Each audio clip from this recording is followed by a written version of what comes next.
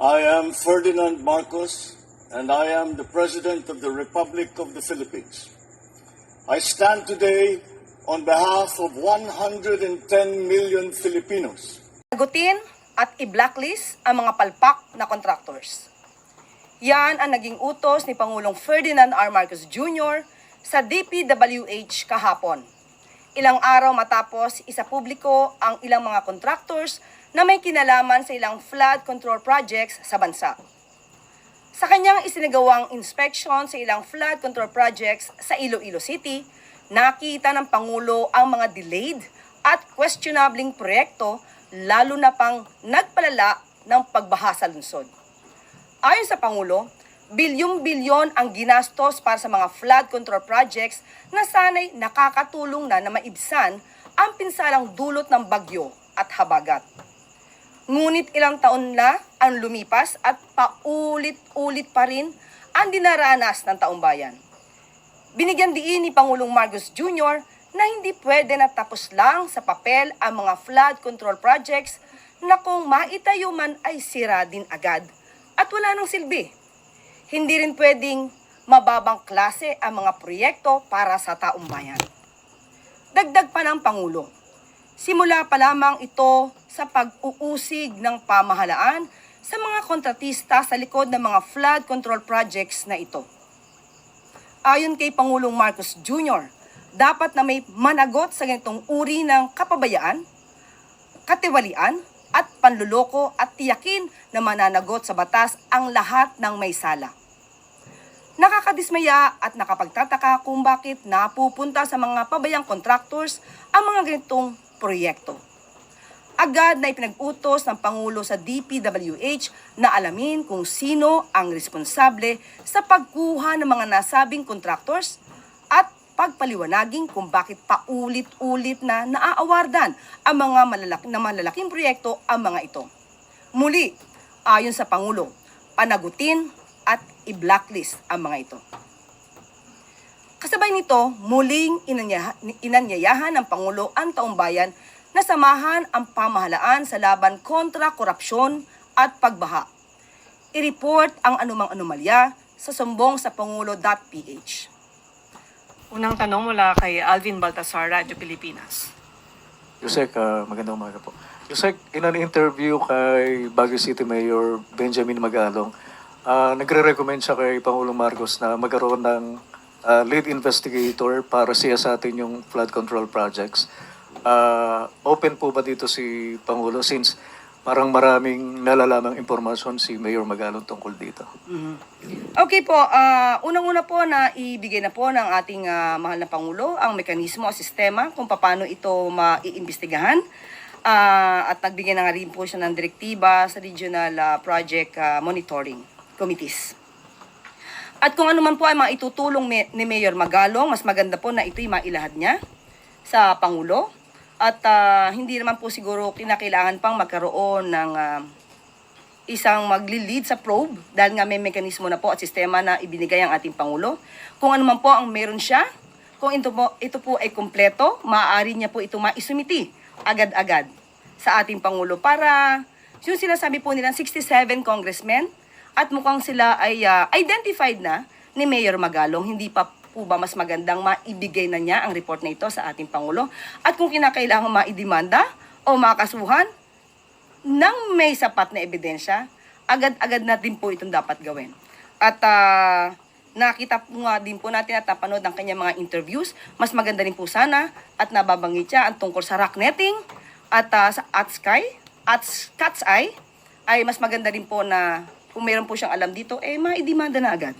Dahil mukhang, sabi niya po ni Mr. Alvin, mukhang marami na po siyang nalalaman. So mas maganda po ito ay detalyado. Hindi po pwede muli na tayo ay magturo lamang. Tama. Sunod na tanong mula kay Maricel Halili, TV5. Patunayan mo, Mayor Magalong. Yusek, may we have your statement tungkol po dun sa lumabas na survey ng Okta Research wherein tumaas daw yung self-rated poverty nitong July. Tumaas siya sa 45%, mas mataas kumpara sa 42% noon pong Abril. Saan po natin to pwedeng i-attribute? Okay, unang-una, hindi naman po talaga maisasantabi ang realidad na hindi naman lahat ng Pilipino ngayon ay saganang-sagana. Kaya nga po tuloy-tuloy pa rin ang programa ng Pangulo patungkol po sa Walang Gutom program ng DSWD at nandiyan na rin po ang pagbibigay natin ng mga 50% discounts sa pamasahe sa mga estudyante at sa mga senior citizens. At nandiyan na rin po ang pagbibigay natin ng murang presyo para sa bigas para mas marami pong mga Pilipino ang makabili at makayanan, no, ang pagbili ng kanilang mga pagkain. Pati po ang school feeding program ng DepEd ay nandiyan po. Tuloy-tuloy po ito. At hindi po ito titigilan hanggat sa mas maramdaman po ng mas marami pang Pilipino ang kanilang pag-angat sa buhay. Pero Yusek, sa dami po nitong mga programang ito, saan po kaya nagkukulang? Bakit hindi pa rin po nararamdaman ng iba? Paano? Kasi Tama. kailan lamang po din natin sinimulan ang murang presyo ng bigas. At sabi nga po, nung nakaraang buwan, nag-report po ang DSWD, ang sinasabi po natin na pag-angat kaunti ng buhay ng ibang mga Pilipino ay nararamdaman because of the Walang Gutom program. So ito ay patuloy pa rin natin gagawin para mas maramdaman pa po na mas nakakarami. Panghuli na lang po, Yusek, tungkol po sa ibang survey, yung sa WR numero. Lumabas po kasi dun sa survey na yon na sa 2028, frontrunner pa rin po sa pagkapangulo si VP Sara. Jesus. And kapag tiningnan po natin yung mga nasa top, mukhang wala pong kaalyado si PBBM dun sa mga frontrunners. Ano po yung take ninyo dito, ma'am? Ibig sabihin niyan po ay ang Pangulo po ay concentrated sa kanyang pagtatrabaho para maibigay ang nararapat sa taong bayan. Correct. Hindi pa po namumulitika ang Pangulo. Hindi po namumulitika ang Pangulo. At siguro ang eleksyon, 2028 pa po yan, saka na natin pag-usapan. Pagtuunan po natin at pinagtutuunan ng Pangulo ang pagtatrabaho para sa taong bayan. Atat na atat si Tambalos Sunod na tayo. tanong mula kay Eden Santos, Kakahiya. Net 25. Tingin ko nga kung makakaupo yan sa Malacanang. Si UN Calio Survey. Yusek, good morning po. I promise that. Regarding po dun sa GSIS investment, since na laman na rin po ito ng Pangulo, although sabi niya wala siyang alam doon, meron na po bang aksyon na ginagawa ang Pangulo para po mas maimbestigahan pa ito o malaman pa po ito at ano yung kanyang gagawin, bagaman na suspendido na rin naman po for a while yung nangunguna sa GSIS, si President Veloso. Sabi po ni Senator Risa Hontiveros ay hindi po ito katanggap-tanggap na yung pera ng taong bayan ay gagamitin po sa sugal or invest po sa sugal. Kanina lamang po ay tinanong natin ang opinion dito. At ang ayon sa Pangulo ay inaaral pa po ito na mas malaliman. Most probably by next week at meron po tayong mabibigay na update patungkol po dyan. Grabe, kurakot pa Thank you mo. po. Sunod na tanong mula kay Let Narciso, DZRH. Lagot kayo sa Pangulo. Good morning, Yusek. May mga transport grupo na naghain ng petisyon sa LTFRB para sa pisong dagdag pasahe sa jeepney. Paano babalansehin ng administrasyon yung kagustuhan ng Pangulo na maibsan yung gastusin ng ating mga kababayan, lalo na yung commuter, doon naman sa pag-aray ng mga driver at operator sa mahal na presyo ng langis? Totoo po yan, pero ang direktiba po ng Pangulo, ito po ay aralin dahil marami pong maaapektuhan dito. Hindi lamang po ang DOTR ang siyang mag-decide dito, kundi po ang buong economic team para po malaman natin kung kakayanin din po ng ating taong bayan ang dagdag pamasahe. Muli magkakaroon naman po ito ng consultation at mga public hearings para po mas maging balanse for both, no, or among the parties. Kasama na po yung PUV operators, drivers, pati po yung mga commuters. Dahil hindi pa po obra yung pagbibigay ng fuel subsidy, anong pwedeng i-bargain ng pamahalaan dito sa mga driver at operator para mapigilan itong pagtaas ng pasahe sa jeepney? Sa ngayon po, ibabato natin ang katanungan na yan sa KSEC Vince ng DOTR para po mas detalyado po kung ano pang maaari nating maibigay sa ating mga operators po, PUV operators and drivers. Thank you po. Sunod, Marical Sargan, Brigada. Good morning po, Yusek. Regarding naman po ito dun sa mga insidente at saka po sa mga ilang krimen na kinasasangkutan po ng students and teachers na yung iba po nangyari pa sa loob and malapit sa eskwelahan. Maliban po doon sa mga ginagawa ng aksyon ng agency, ng DILG and ng DepEd, may specific na instruction po ba or directive si Pangulong Marcos and nakarating po ba ito sa kaalaman ng Pangulo? Aware po ba siya? Opo, inutusan na po ng Pangulong Marcos ang DepEd, DILG, PNP para po maisagawa ang masusing pag-iimbestiga patungkol po dito. Pati po ang DSWD ay tutulong po na makita at mamonitor kung ang child protection policy ng DepEd ay naisasagawa po sa bawat eskwelahan. So, muli, kailangan po talagang maimbestigahan ganito, lalo po may mga minor de edad na nasasangkot po dito. At nagiging issue na po talaga yung mental health sa mga kabataan.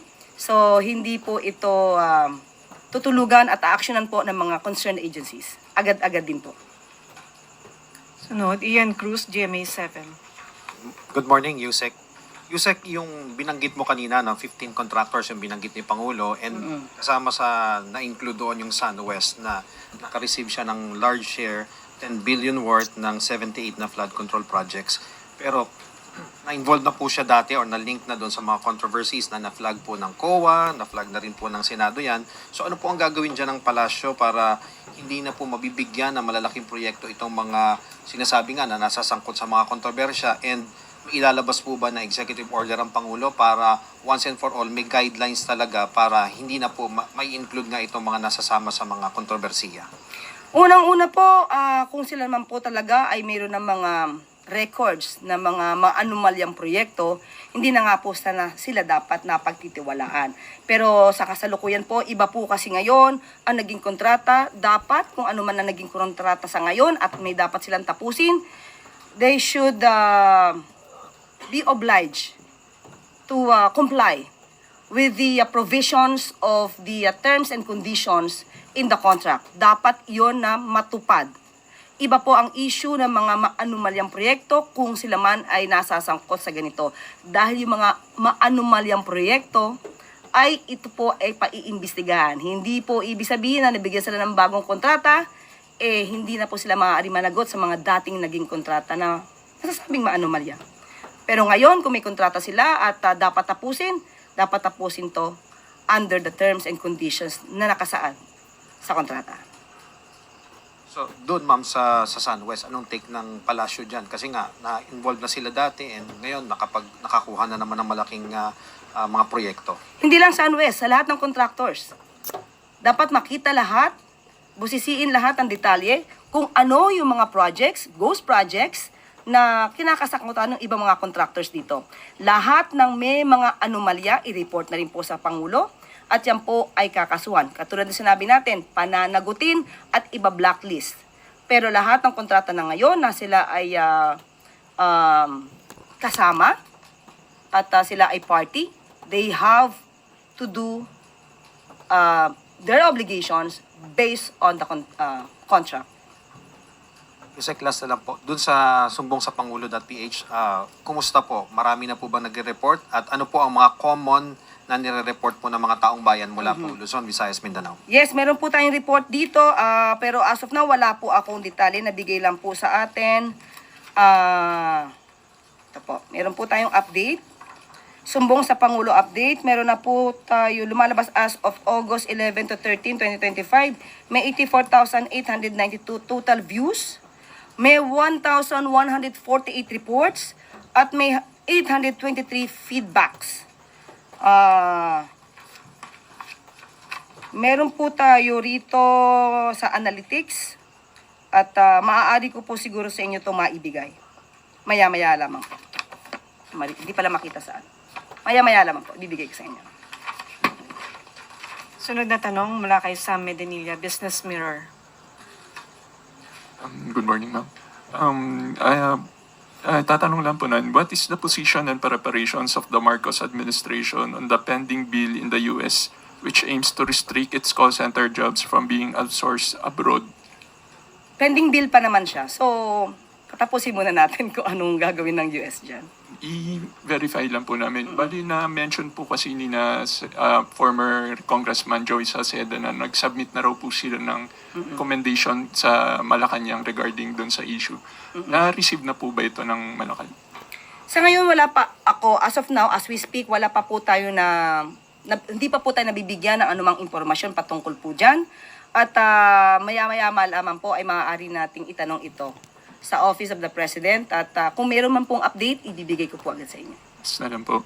Ma'am, may update na rin po ba tayo doon sa Konektadong Pinoy View? If meron na pong decision. Naibigay na po at nire-review ngayon ng Pangulo.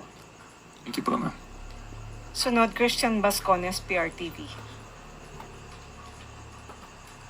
Yusek, Yes, sir. pinirmahan ni Pangulo yung batas patungkol sa pag-postpone ng BSKE. Your thoughts coming from the palace po? Well, nagsalita na rin po dito ang Pangulo at kinakailangan po daw na talaga ma-postpone at dahil po halos nasabay po to sa BARM elections. So, bibigyan po daan ang BARM elections para po magkaroon po ng successful results itong BARM elections. At masyado pong mapupuno talaga ang trabaho ng COMELEC kung pagsasabayin pa po ang barangay election sa December. Tama nga naman. Sunod, Tristan Nadalo, Newswatch Plus. May dahilan Hi, pala good morning, Yusek. Just days after magkaroon ng collision between two China vessels, yesterday po, nagsagawa din ng Maritime Domain Awareness Flight, yung Coast Guard, wherein they reported na nagsagawa po ng dangerous maneuvering yung isang China fighter jet against Philippine Coast Guard aircraft. And nakakita rin po sila ng 2 US Navy warships in Zambales din based on their monitoring. So nakarating na po ba ito sa Pangulo? How concerning yung panibagong insidente ng dangerous maneuvering, this time naman sa airspace? Okay, muli nakausap natin si Commodore Tariela at sinabi nga niya yung presensya nga daw din po ng US Navy ships sa ating lugar, located approximately 102 nautical miles from Zambales. Ito naman daw po ay in accordance with the international law. Kung ano man po ang mangyayari dito, ang sabi nga din ng Pangulo, ang administrasyon, ang gobyerno, ay hindi nagpo-provoke ng anuman, dumidepensa lamang tayo, at pinapatuloy lamang ang pagprotekta at paglaban para sa ating teritoryo at sovereign rights. As follow-up lang po, yung China state media na Global Times, ang sabi po nila, following the incident sa Scarborough Shoal, is behind these actions lie the Marcos administration's attempts to divert domestic tensions and pursue political self-interest. Manila's scheme to cement its legal claims in South China Sea. Furthermore, sa bandang dulo po, sabi nila, if the Philippines persists its provocation, it will surely inevitably face more targeted countermeasures from China. Your comment po. Yan po ang kanilang naratibo. Pero muli, uulitin ko lamang ang sinabi ng Pangulo. Tayo ay hindi aatras sa laban, pero hindi po tayo nagpo-provoke. We are not waging any war against any country. Tayo ay dumedepensa lamang para sa ating karapatan. Matatandaan, mayroon naman pong arbitral ruling kung saan talagang nakapaloob doon ano ang karapatan natin sa West Philippine Sea. At yon ay dokumentado. So muli, ang Pangulo at ang administrasyon ay hindi po aatras sa laban dahil naniniwala ang Pangulo na ang bawat Pilipino ay matapang. Tuesday, New DZWD. Good morning, ma'am. Matagal-tagal na rin po na nakapag-anunsyo ang Malacanang noong mga opisyal ng gobyerno na tinanggal ni Presidente o pinalitan o inilipat sa pwesto.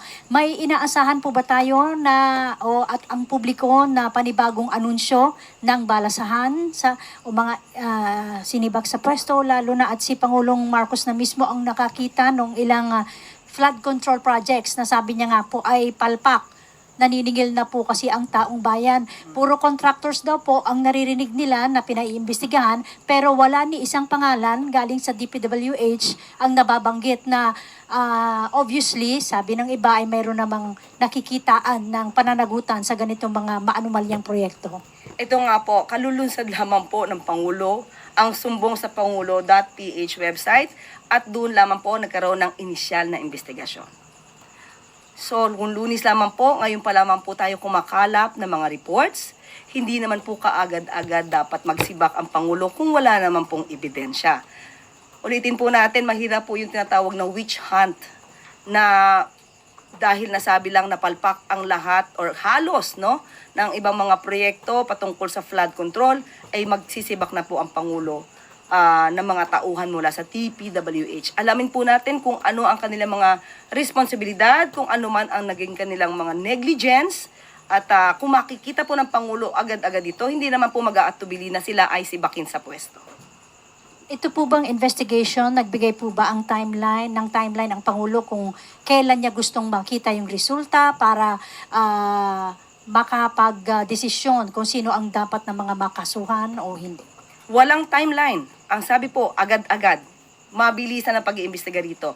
Lahat na makakalap nyong dokumento, lahat na makakalap ninyong mga facts, data, ibigay na agad sa Pangulo. Katulad ng sinasabi nga ni Mayor Magalong, ibigay niyo na yung pangalan ng 67 congressmen. Para kung kinakailangan makasuhan, kasuhan na po. Wag lang puro sa interview. Kailangan malaman natin kung sino mga yan. Tama. Sunod, Ann Soberano, Bombo Radyo. Yusek, good morning. Sinabi kahapon ni Budget Secretary Amena Pangandama na talagang pinaghirapan po ni Pangulong Ferdinand Marcos Jr. ang pagbuo sa 2026 proposed national budget at talagang hands-on siya sa mga budget call sa mga iba't ibang ahensya. Yusek, tanong ko lang, may ibinigay po ba na dahilan ang Pangulong Marcos kung bakit hindi binigyan ng budget ang AKAP para sa 2026? Dahil ang TUPAD program po ay may 11 billion at nagbigay din siya ng 2.2 billion para doon sa DOLE. So may paliwanag po ba ang Pangulo? Okay, nakausap din po natin ang DBM at malaki po kasi ang budget masyado sa AKAP. At out of 27 billion allocation for 2025, 13 billion pa lang ang nagagamit ng DSWD. So may natitira pa pong 13B na pwedeng nilang gamitin until the end of 2026. So, ang DBM din po ay naka-receive ng almost 10 trillion budget proposals for the agencies. So, kinakailangan lamang pong i-prioritize ang dapat na ma-prioritize na agency. So, most probably yun po yung dahilan. No, yun Thank din you. may budget Sunod pa ang mula kay AKAP. Daryl Isguera, Philippine News Agency. Good morning, Yusek. Ma'am, reaction lang po from the palace. Sabi ng camp ni BP Sara, handa silang sagutin yung allegations against her sa proper forum. Sabi nila, according to the COA notices na nakukuha nila ay wala naman daw corruption or binulsang pera, kundi meron lang kulang sa proper documentation. Ano po ang stand ng palace dito, especially that the President has doubled down on his crackdown against Ba't hindi niya questionable government pinaliwanag? transactions? Yes, oo, nadinig po natin ang panayam ng spokesperson, right? Yeah. Spokesperson POA. Tony Powa. Nadinig po natin ang kanyang sinabi sa panayam. Tandaan po natin, nagkaroon na po ng notice of disallowance. At pag sinabi po natin notice of disallowance, hindi lamang ito basta-basta kulang sa dokumento. Nagsasabi ito ng maaaring mayroong mga irregular, excessive, at questionable spendings, sa paggastos. So there's a presumption of misuse of funds. So mas maganda na rin po siguro na matanong si Atty. Powa dahil siya naman din po ang umamin tungkol sa 15 million pesos na walang resibo at the time. Ito po ay kanya rin dinalita or sinabi bilang resource person sa hearing sa House of Representatives kung saan ang 15 million pesos na confidential funds ng DepEd ay nagamit at kumuha lamang sila ng mga certificates para sa Youth Leadership Summit. Pero ito po ay namin na hindi po ito ginastusan ng DepEd. So lumalabas lamang po na yung mga certificates na ginamit ni Atty. Powa para maibigay sa COA ay lumalabas na to cover up or panakip butas para maipakita may ginastos na 15 million. Siguro mas maganda po mismo manggaling kay Atty. Powa kung ano na nangyari doon sa 15 million na ginamitan lang nila ng certificates from the AFP na hindi naman ginastosan ng DepEd Confi funds. So, ano na? Sunod, Dexter Cabaza, Inquirer. Good morning po, Yusek. Mag-ask lang po ng reaction about sa confidential intelligence funds. Per Sec Mina, ang sabi po niya, the Office of the President proposed 4.5 billion in CIF, which is almost half of the 10.77 billion ng total CIF under the 2026 NEP. So the watchdogs now are asking kung bakit daw po kailangan ng OP ng ganito kalaking halaga ng CIF when the OP is not an intelligence agency. Okay, tandaan po natin, ito naman din po ay nanggaling sa DBM, that the President is the Commander-in-Chief and the Chief Architect of National Policy or National Security and Foreign Policy. At kinakailangan po ng pondo ng Pangulo. Ang tandaan po natin, ang confidential funds o ang pera ay hindi naman masama kung ginagamit sa tama. Tama. Ang confidential funds or pondo ay nagiging masama kung ginagamit ng isang korap. Yun lang naman po. Follow-up lang po, reaction lang po sa May sabit po sinabi naman. po ni former Finance Yusek Shelo Magno. Sabi po niya, and I quote, walang moral ascendancy si Marcos kay Sara Duterte kung patuloy din siyang manghihingi ng confidential funds sa kabila ng katotohanang nakukurakot lang ito. Yun, katulad ng sinabi ko, muli, ang Pangulo po ay Commander-in-Chief. At kung walang sinasabing moral ascendancy, tandaan natin kung tama naman po ang pag-report at ginamit sa tama, hindi po ito magiging questionable. Correct. Nagkakaroon lang naman po ng comparison dahil kung hindi ma-report ng tama at gumagamit ng mga certificate o iba-ibang mga resibo para lang sabihin na gamit ang confidential funds, yun ang difference. Sunod mula kay Joe Reyes, Malaya Business Insight. Good morning, ma'am. Ma'am, hingi lang po sana kami kung may directive na si Presidente dun sa looming banana crisis daw na sinasabi ni Senator Marcos. Kasi daw bumababa daw yung production tsaka yung market share ng Pilipinas lalo na dun sa mga bansang Japan, China. Thank you. Opo, nagkaroon na rin po ng direktiba ang Pangulo patungkol po dito at humingi na rin po ang Department of Agriculture ng pondo para po sa pest and diseases para sa banana farmers. At nagkakaroon din po ngayon working on the issue on tariff sa bansang Japan kasi medyo malaki po ang tariff na naipataw. Kapag summer, ito po ang nasabi sa atin is 8%, pero pagka winter ay 18%. Pero ngayon po ay pinapalakas pa rin po ang production ng banana cardaba for exports to Australia, US, Middle East, and other potential markets. At pinapalakas na rin po ang pag-export ng steam and frozen bananas maliban pa po sa banana chips. So, sa ngayon po, ang mga detalye na to ay maaari nyo rin pong makuha mula kay DA Secretary Tio Laurel. Isang tanong mula kay Eden Santos, Net 25. Ano naman?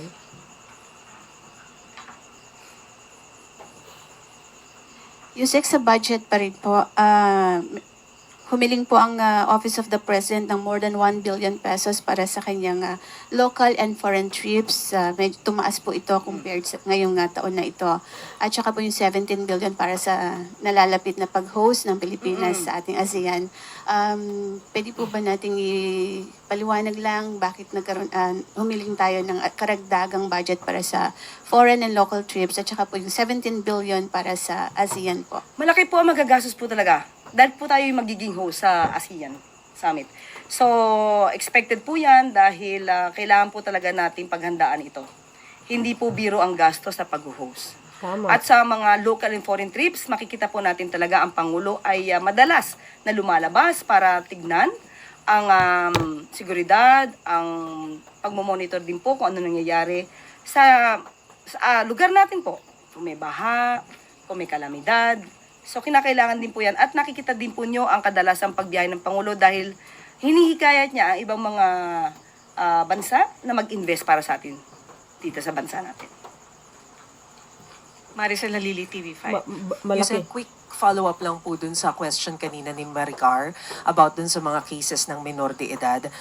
What does the Palace think about the proposal na ibaba sa 10 years old yung sa Juvenile Delinquency Act? Yung mga pwedeng parusahan. Acting with discernment? Yes. Okay. Sa ngayon, wala po tayo, hindi ko po nakausap ang Pangulo patungkol po dyan. Pero tandaan natin, even before, kung di tayo nagkakamali, ang revised penal code naman, 9 below, ang hindi exempted, no? Na makasuhan. Pero pag may certain age, 12, acting with discernment, ay maaari naman po talagang makasuhan. Pero yun lang yung aking pagkakatanda. Medyo matagal na po kasi yung revised penal code pagdating sa edad. Ngayon po, 15 below ay hindi nakakasuhan. So ngayon po, wala pa pong napag-usapan patungkol po dyan. Yusek. Panghuli na lang daw po, si Jean Mangalos, philstar.com. Hi, one quick follow-up on Tristan's question. How do we plan to de-escalate the situation in the West Philippine Sea? Muli natanong ito nung Lunes, wala pong ibang instruction ng Pangulo, kundi magtuloy-tuloy lamang po ang pagprotekta sa ating karapatan at sa ating teritoryo. Sa ngayon, wala pa pong naibibigay na anumang instruction ang Pangulo. Muli, yun pa rin. Patuloy lamang po tayo sa ating pagprotekta sa ating teritoryo, pati po sa ating mga mangingisda.